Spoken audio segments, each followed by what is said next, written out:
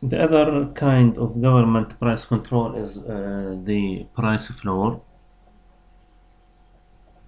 When the government imposes a price floor, two outcomes are possible.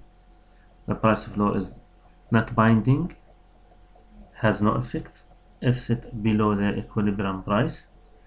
The price floor is binding if set above the equilibrium price, leading to a surplus. Let's return to the market for ice cream.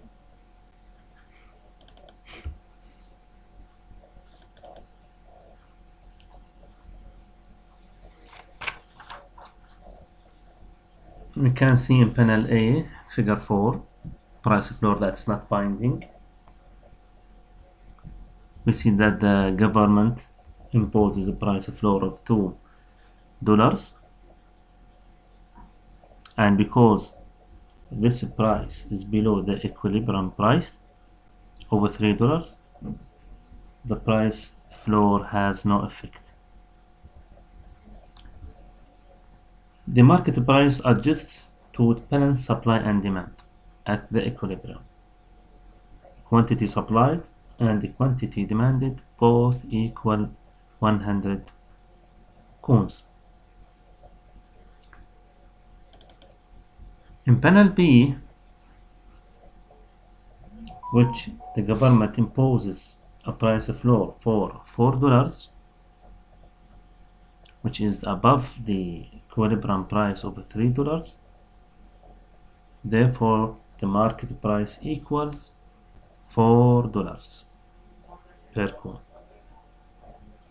Because 120 cones are supplied at the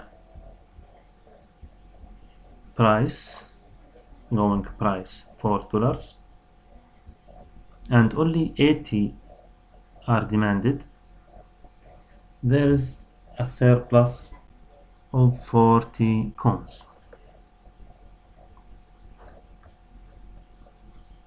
Some people who want to sell ice cream at the going price, the price floor, are unable to sell.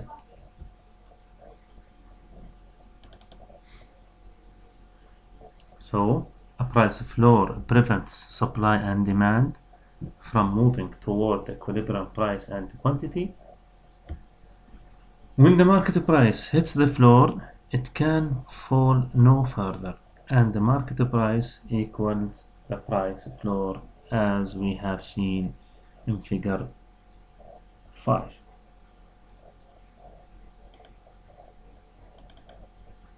A binding price floor causes a surplus. Why? Because the quantity supplied bigger than quantity demanded.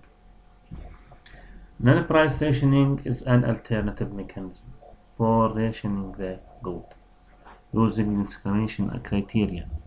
As examples, the minimum wage and agriculture price supports. We will talk about and explain the minimum wage as an important example for price floor. Minimum wage laws dictate the lowest price possible for labor that any employer may be. Right now in Jordan, it's a 260 JD. That means when hire somebody, you can pay him as low as 260 JD, but you cannot go below that. So the price floor is the minimum price you can pay for any employer.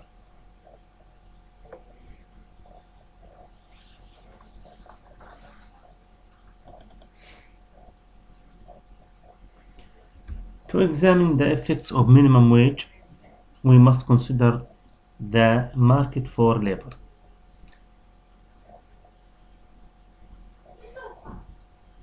Panel A, figure 5, shows the labor market,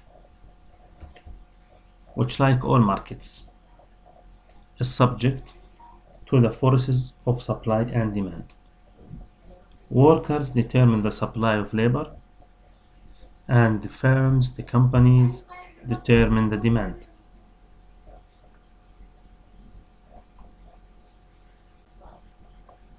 In panel B,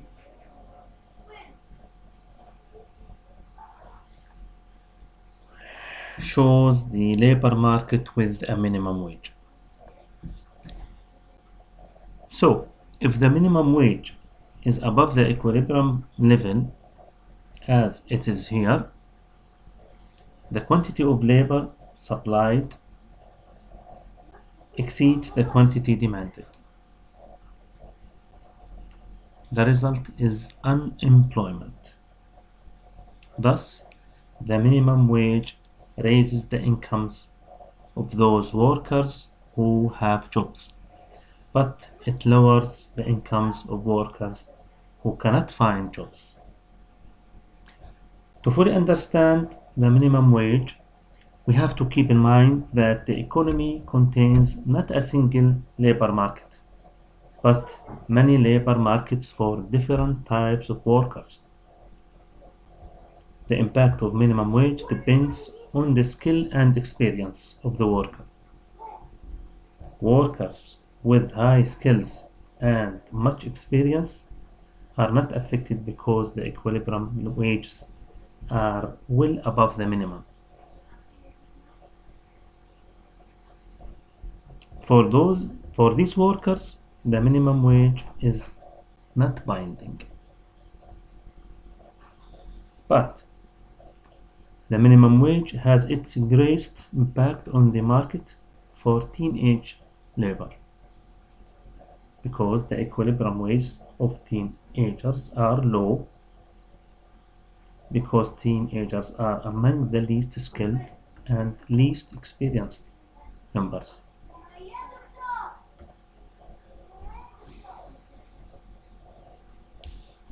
As a result,